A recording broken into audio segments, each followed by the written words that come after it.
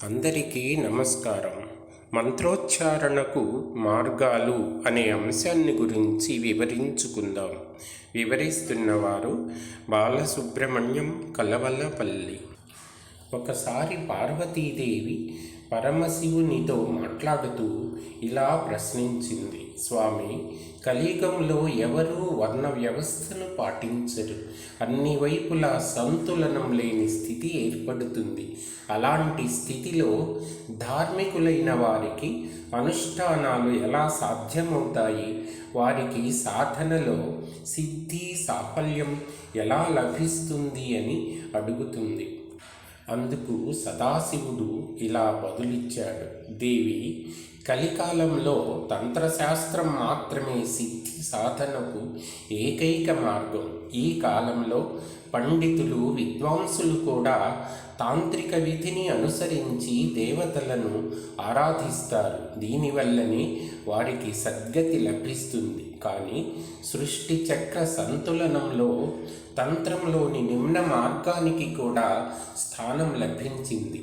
తంత్రమే లౌకిక సాఫల్యాలకు సిద్ధికి మార్గమైంది. దీనిని అపరా అన్నారు.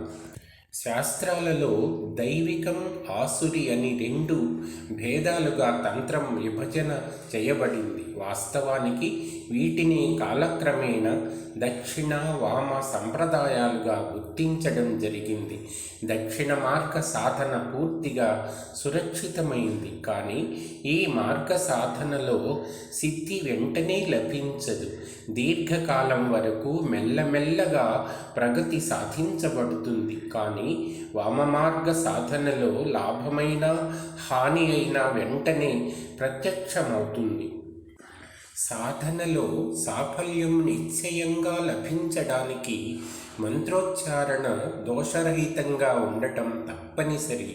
మంత్రాన్ని సరిగ్గా ఉచ్చరింపక దోషయుక్తంగా పలకడం వల్ల ఫలం లభించకపోగా దుష్ఫలం కలిగే ప్రమాదం ఉంటుంది. మంత్రోచ్చారణ సరిగ్గా లేకపోవడం మంత్ర అధిదేవత కోపానికి కారణమవుతుంది. అందుచేత సాధకునికి మానసికంగా ఒత్తిడి కలుగుతుంది. కొన్ని మంత్రాలను వేరే విధానంలో రెండు రకాలుగా ఉచ్చరించడం వల్ల దాని పరిణామాలు రెండు విధాలుగా విపరీతంగా లభిస్తాయి. అందుచేత వైదిక మంత్రాలను ఛంద రూపంలో అమర్చి ఒక లయబద్ధ రీతిలో గానం చేయడం జరుగుతుంది. ఆ గానం చేసే విధానంపై ఎక్కువ శ్రద్ధ చూపుతారు. అందుచేత వైదిక శ్లోకాలను ఏ దోషం లేకుండా నిశ్చితమైన విధానంలో ఉచ్చరించడం చేయకపోతే ఏ ఫలమూ లభించదు. సంస్కృత భాష అత్యంత వైజ్ఞానికరమైన విశిష్ట భాష కావడం చేత ఒక్కొక్క శబ్దం ఒక మంత్రమవుతుంది. సంస్కృత భాష అభ్యసించడం కఠినం. అందుచేత అది ఒక విశిష్ట వర్గానికి మాత్రం పరిమితమైంది. వాస్తవానికి ప్రతి వ్యక్తికి సంస్కృతం నేర్పడం అనేది వ్యవహారపరంగా వీలు కాదు.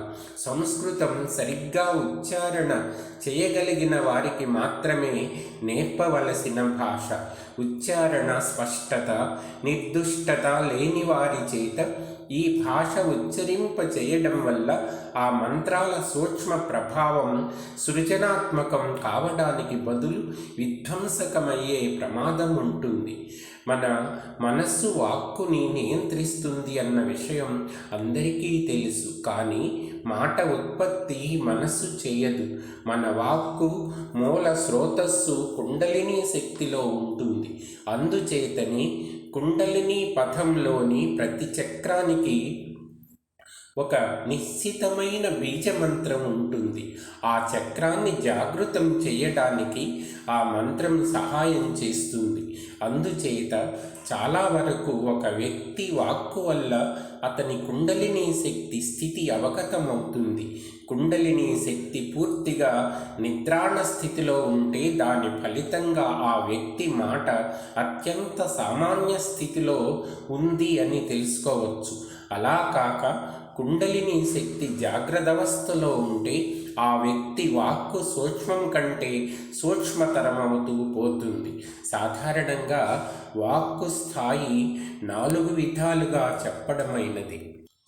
అవి వైఖరి, మధ్యమ, పశ్యంతి, పరా అని 4 విధాలు. వైఖరి సాధారణంగా జనజీవనంలో ఉపయోగించే వ్యావహారిక భాష వైఖరి. మానవులు భావ ప్రకటనకు ఉపయోగించే భాష కనుక జీవిత వ్యక్తుల వ్యవహారానికి మాత్రం వినియోగపడుతుంది. మానవునికి మృత్యువుతో దీనితోటి సంబంధం తెగిపోతుంది. రెండవది మధ్యమ. ఇది మధ్యమ స్వరవాణి. ఇది భౌతిక ఆధ్యాత్మిక సమ్మిశ్రణం. దీనిని వాక్కు మానసిక విధం అని కూడా చెప్పవచ్చు. అంతర్ముఖ జగత్తులో నివసించే వారి వాణి. ఇది వ్యక్తి అంతర్ముఖ స్వచ్ఛతకు ప్రతీక అని భావించవచ్చు. మూడవది పశ్యంతి. ఇది వాక్కు ఆధ్యాత్మిక స్వరూపం. పశ్యంతి అంటే చూసేది అని అర్థం. అంటే తన దివ్య అంతఃచక్షువులతో అతీంద్రియ దర్శనం చేయడం. ఇందులో అనుభూతికి స్థానం ఉంటుంది. కనులతో చూడకుండా అనుభవగతం చేసుకునే సామర్థ్యాన్ని పశ్యంతి అంటారు. సూక్ష్మ జగత్తుకు సంబంధించిన ప్రాణులు లేక శక్తుల భావ వినిమయం పశ్యంతి ద్వారానే సాధ్యమవుతుంది. నాలుగవది పరా. ఇది వాణి సర్వోత్కృష్టమైన రూపం. ఋషులు, దేవీ దేవతల భాష. కృతయుగంలో పరస్పర సంబంధం పశ్యంతి ద్వారానే జరిగేదని చెప్పారు. అలాగని కృతయుగంలో దుష్టులు లేనే లేరని భావం కాదు.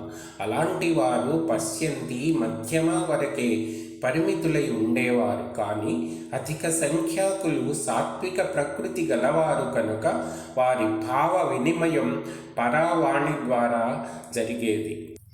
కృతయుగం అంటే సత్యయుగం. అందుచేత ఆ కాలంలో సాధన సహజంగా జరిగేది. అందరూ పరాస్థితిలోనే ఉండేవారు.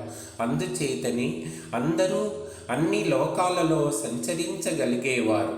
సర్వోన్నత శక్తుల ద్వారా పరస్పరం మాట్లాడుకోగలిగేవారు. ఇవాళ ఆ స్థితిని గురించి చెప్తే అది కేవలం కల్పన అంటారు.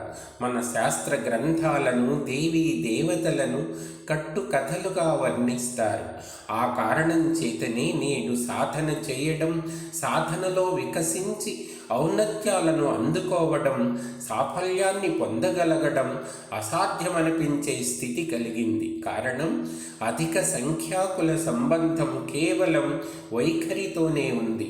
సాధనలో వికాసం పొందడానికి కనీసం మధ్యమ, పశ్యంతి స్థాయికి ఎదగవలసి ఉంటుంది. తమ చైతన్యాన్ని వాటిలో సమాహితం చేయవలసి ఉంటుంది. అప్పుడే నిద్రాణమై ఉన్న కుండలిని శక్తి జాగృతమవుతుంది. ఆ కారణం చేతనే సాధనలో ఏకాంతం, మౌనంపై మాటిమాటికి దృష్టి కేంద్రీకరించమని హెచ్చరిక చేయడం. ఇది సాధకుని మధ్యమ, పశ్యంతి వైపు ఉన్ముఖిని చేయడానికి చేసే ప్రయత్నమే. ధన్యవాదాలు.